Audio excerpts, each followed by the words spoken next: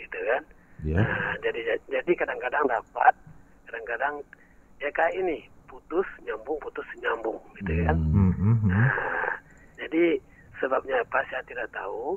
Jadi mohon tanggulanginya dari radio ya, agar dalam waktu 4 hari atau ini ya siarannya nomor kembali hendaknya. Sudah berapa hari Pak Khalidi? Sudah 3 hari belakangan. 3 hari ya. 3 hari. Ya. Oke, 3 hari ini ya, 3 hari. Putus nyambung ya. Itu penerimaannya berarti putus-putus? Iya, putus-putus. Penerimaan. Tapi walaupun putus-putus, suara Al-Mukarram kita masih bisa didengarkan dengan baik. Alhamdulillah. Nah, ini yang kedua, ini saya lebih senang kayak ini. Temu ramah langsung dari radio, tidak melalui Zoom gitu kan. Jadi lebih akrab gitu. Oke. Assalamualaikum ya. Waalaikumsalam warahmatullahi wabarakatuh. Udah lama nih nggak dengar suara Buya. Habis ini saya mau khatam dulu. Ini munajaahnya udah sampai 15 nih. Alhamdulillah. Saya juga mau mengikuti acara MTQ di Solo Selatan nanti. Tolong mohon doa restunya ya Bu ya. Ya, mudah-mudahan dilancarkan. Penuh berkah. Iya. Begini Bu ya. Ini masalah kurban ini saya agak meragu belum meresap seluruhnya tentang 2 hal nih Bu ya. Yang pertama, siapa duluan yang berkorban sebelum Nabi Allah Ibrahim yang kita temukan dalam surah As-Saffat, inni ara fi al-manam itu kan. Nah, siapa yang duluan berkorban sebelum beliau, dan kurbannya apa yang sampai kepada Allah, darahnya atau dagingnya atau apanya gitu kan. Nah, itu yang saya masih ingin tahu ya. Yang kedua, sebagaimana yang kita tahu mengenai kiamat yang terjadi pada zaman Nabi Nuh alaihi salam. Ada ulama yang mengatakan sekitar Mekah dan Madinah itu tidak ditelan air, selebihnya ditelan oleh air. Seperti ya bunayyarkam ma'ana wala takum ma'al kafirin. Itu ya. Itu dua pertanyaan saya. Terima kasih Bu ya Al-Mukarram. Assalamualaikum warahmatullahi wabarakatuh. Waalaikumsalam warahmatullahi wabarakatuh. Ya, silakan. Kurban pertama itu ya sudah dimulai sejak Nabi Adam alaihissalam. 2 anaknya itu bertarung untuk kebaikan masing-masing ya. Sampailah ajaran masa itu untuk berkurban. Siapa yang berkurban dengan yang terbaik, itulah yang diterima, tandanya dia bertakwa. Jadi di anaknya pertama ya dia berkurban dengan buah-buahan yang tidak begitu tidak begitu menggembirakan, ya sudah pilihan-pilihan yang buruk, itu yang dia kurbankan. Tapi satu lagi yang saleh itu yang bagus-bagus, yang bagaimana itu enaknya dia suka, itu pula yang dikurbankan. Akhirnya yang diterima itu adalah kurbannya yang terbaik, benda yang terbaik. Saya lupa ya apakah itu buah-buahan atau memang ternak.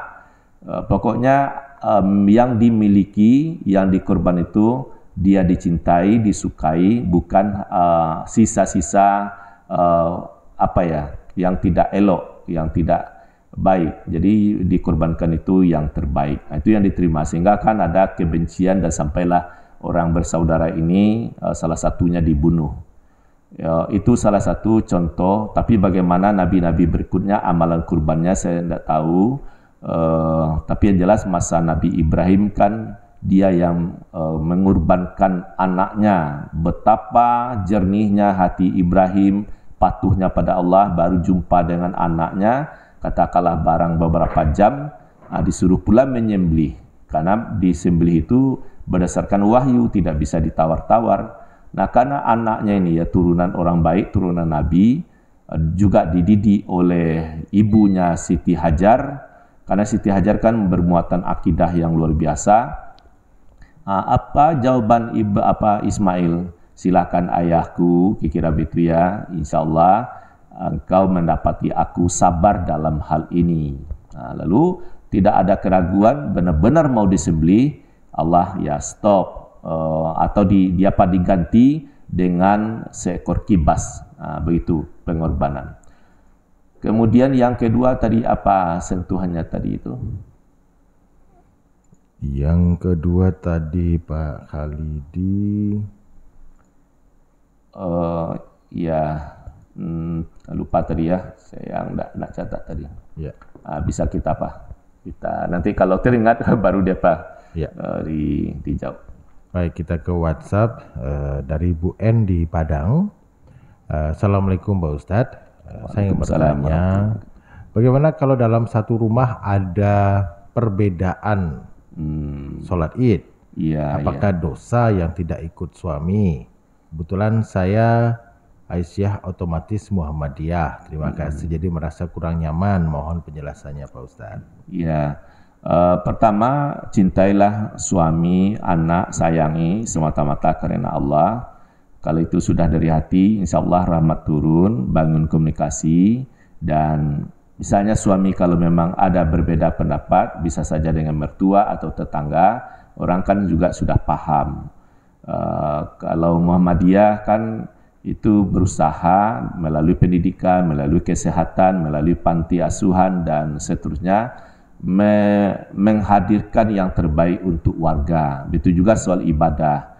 Kapan berpuasa berhari raya secara ilmiah, secara akidah, begitu juga tentang menetapkan hari raya kurban ini.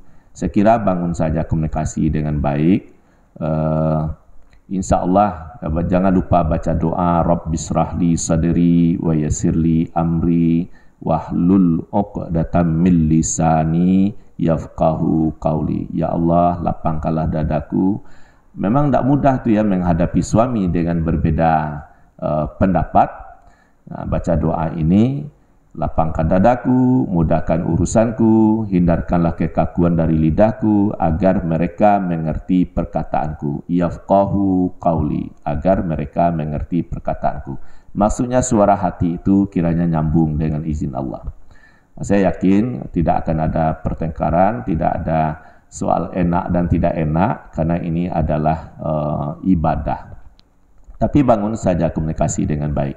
Nanti terkala misalnya ya suami hari Kamis, ya istri juga berlaku sangat pintar, sangat cerdas, melayani fasilitas apa, misalnya keberangkatan hari Kamis misalnya, ya begitu. Begitu Pak Yudi, dibangun keyakinan. Apalagi kalau suami istri kan sudah saling mencintai itu ya. Apalagi untuk soal ibadah, itu pasti toleransi yang tinggi. Oke. Baik, kita kembali ke line telepon. Silakan 0751 812 878. Assalamualaikum. Waalaikumsalam warahmatullahi wabarakatuh. Yud. Ya, dengan siapa di mana? Ajo Uniang. Silakan Jo. Assalamualaikum al-muharram Ustaz Firdaus. Waalaikumsalam warahmatullahi wabarakatuh. Silakan. Ajo Uniang, amin. Iya. Al-samsu wal qamaru bihusban. Iya.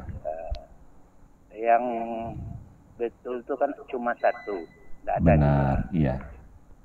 Jadi Muhammadiyah kan itu tanggal 28 hari Rabu, pemerintah 29. Kalau hari Tasrik kan ada 3 hari. Yeah. Bisa korbannya besok. Yang kedua, sambungan dari Ahmad Khalid tadi, kiamat Nabi Nuh terendam semuanya kecuali Ka'bah. Itu sambungan tadi. Oh iya. Jadi minta dari Ajo Uniang,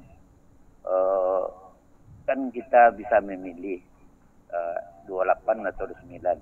Iya. Cuman yang betul itu ada satu, bukan 2. Terima kasih Pak De. Iya. Assalamualaikum warahmatullahi wabarakatuh. Waalaikumsalam warahmatullahi wabarakatuh. Ya, terima kasih ya Ajo Uniang telah mengingatkan. Ka'bah sudah ada sejak Nabi Adam. Waktu Adam alaihissalam bertawaf, disaksikan oleh malaikat lalu ditanggapi, tawafmu sudah sangat bagus, tapi ketahuilah bahwa kami telah bertawaf di sini 2000 tahun lebih. Terus waktu Nabi Ibrahim kan dia bangun Ka'bah. Mengapa dibangun Ka'bah? Karena Ka'bah itu tidak tampak. Tapi waktu dia meninggalkan istrinya Hajar dengan anaknya, dia berdoa, aku titipkan sebahagian keturunanku di sisi rumahmu, supaya dia menegakkan salat, dicintai manusia, dan engkau beri rezeki dari buah-buahan yang diberkahi. Begitu ya. Nah, setelah dia pulang dan bertemu lagi dengan Ismail sudah bisa kerjasama, kan disuruh bangun Ka'bah.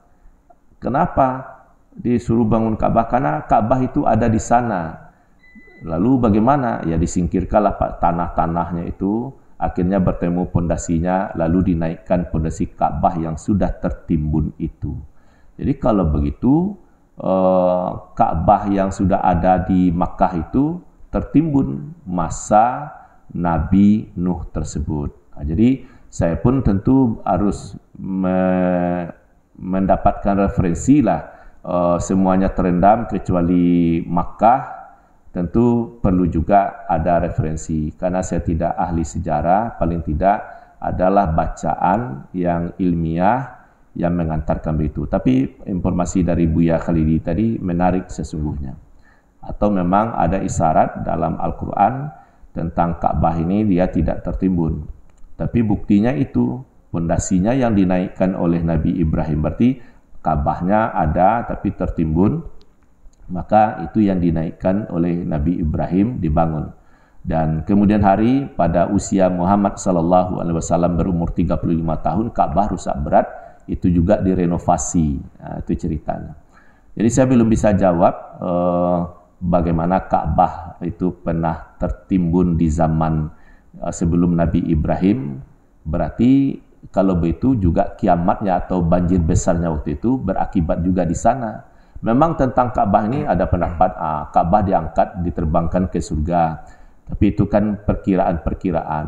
Bagi kita gaib, sebelum ada dalil atau ya data-data ilmiah, tentu ya kita meraba-raba saja. Jadi kita ikuti saja petunjuk tentang Ka'bah itu dalam Al-Quran. Dalam Al-Quran yaitu inna awwala baitin wudi'a lin-nasi lallazi bi Bakkata mubarakan wa hudal lil alamin.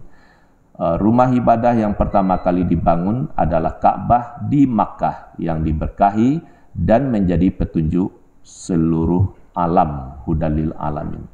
Itu Ali Imran 96. Sedangkan 97 itu adalah seruan naik haji bagi orang yang mampu. Mungkin itu dulu Pak Yudi. Ya, baik Ustadz. Dan mendengar kembali saya buka line interaktif di 0751812878 dan juga SMS serta WhatsApp. Dari Pak Erman di Payakumbuh nih Ustadz. Oh ya. Assalamualaikum. Kenapa hal krusial seperti ini tidak bisa disatukan?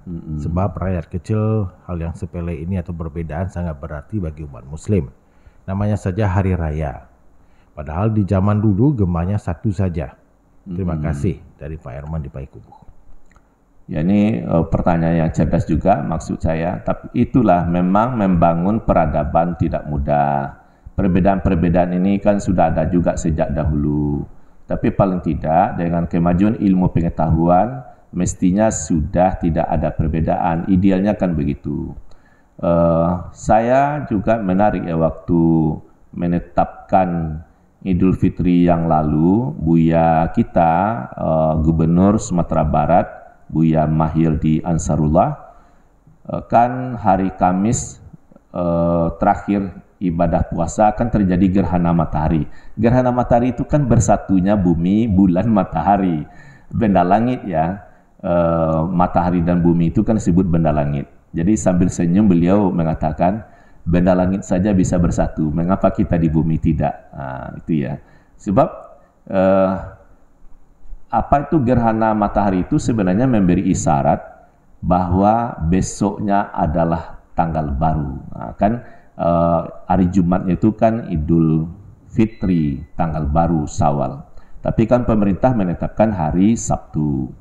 Dan memang hari Jumat Idul Fitri itu terbukti pengalaman empiris ya. Memang bulan sudah tinggi, sudah menunjukkan malam kedua, berarti Sabtunya itu sudah 2 Syawal menurut kajian ya penampakan bulan. Nabi itu pula tentang Allah kan beritahu bulan Sabit itu jadi pedoman.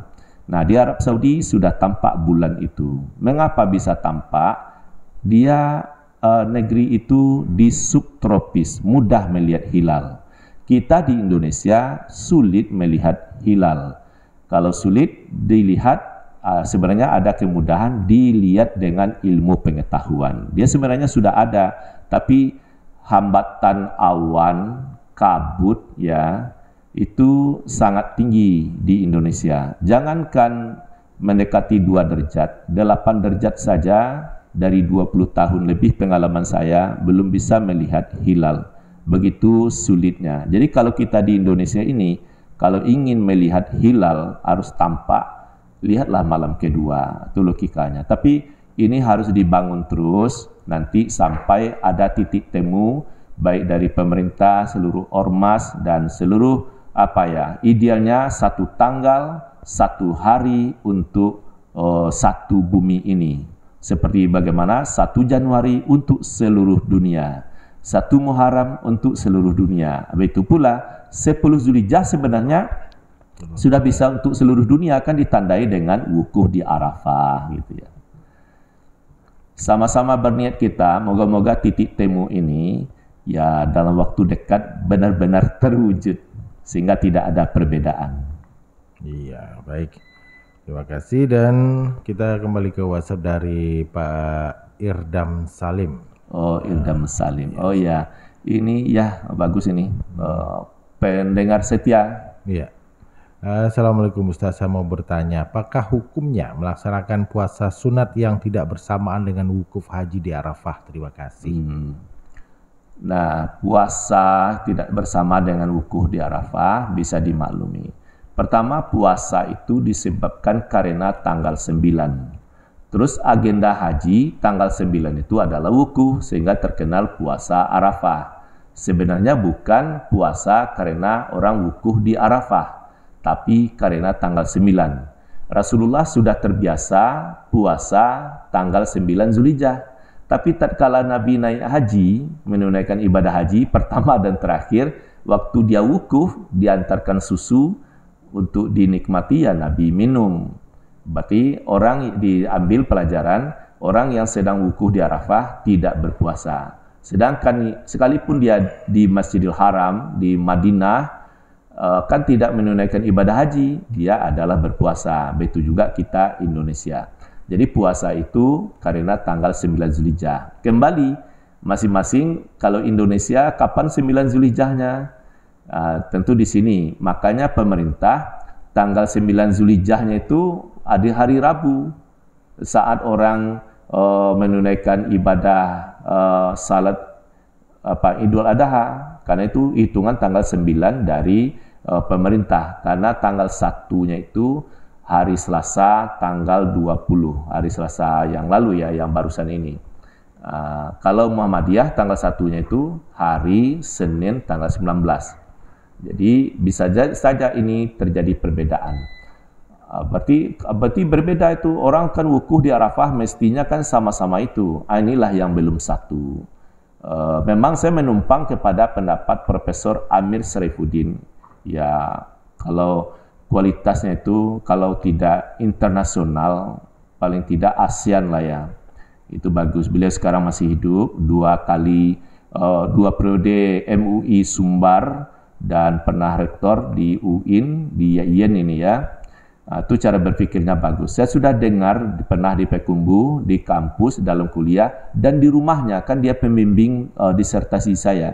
Kalau menetapkan puasa beridul fitri terjadi perbedaan bisa dimaklumi. Tapi kalau, kata beliau, untuk Idul Adha tidak ada cerita, kira-kira itu bahasanya, karena ketetapannya itu sudah ada di Mekah. Dia yang punya negeri, dia yang punya artinya Arafah dan seterusnya. Jadi kapan orang wukuf di Arafah? Besoknya Idul Adha. Itu kata seorang profesor yang ahli usul fikih. Nah, tentu ya ulama satu dengan ulama lain, pakar satu dengan pakar lain kan belum tentu juga satu pandangan. Disinilah kita bersabar, santun. Kalau mendahulukan kesantunan, semua jadi indah dalam perbedaan. Iya.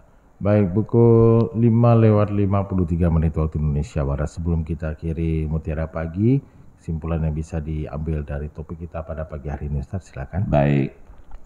Nah, sesungguhnya kalau ingin bersatu itu sudah ada ya dalam Al-Quran. Ya ayyuhallazina amanu ati'ullaha wa ati'ur rasul wa ulil amri minkum. Nah, terus kalau dipahami, wahai orang-orang yang beriman, taatlah Allah, taatlah Rasul, taati ya, dan ulil amri. Jadi untuk ulil amri pemimpin tidak taati tapi dan ya. Maknanya itu pemimpin yang taat pada Al-Quran dan Sunnah itu wajib diikuti. Ini kan dalam apa? Mungkin dalam kepemimpinan urusan negara. Terus kalau dalam ibadah, bagaimana kalau dipahami ini ayat?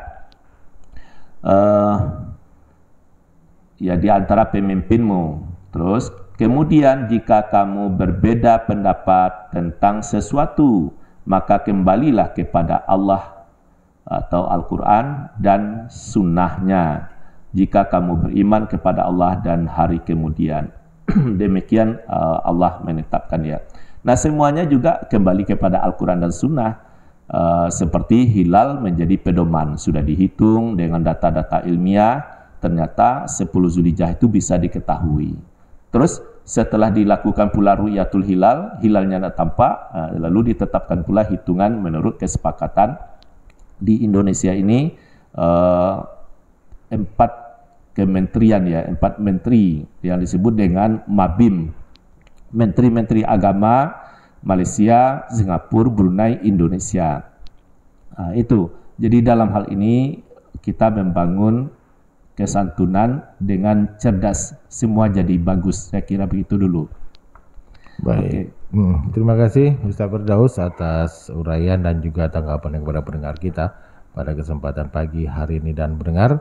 Terima kasih juga untuk yang sudah berpartisipasi melalui line telepon 0751812878 dan juga SMS serta WhatsApp. Karena keterbatasan waktu tidak bisa kami terima semuanya untuk pagi hari ini. Dan akhirnya saya pemandu acara Anda Yudi Maus beserta Ustadz Firdaus mohon pamit dari ruang dengar Anda. Terima kasih banyak atas perhatian Anda. Banyak maaf. Assalamualaikum warahmatullahi wabarakatuh. Selanjutnya kita jelang pukul 6 waktu Indonesia Barat. Saatnya kami akan sampaikan warta berita daerah.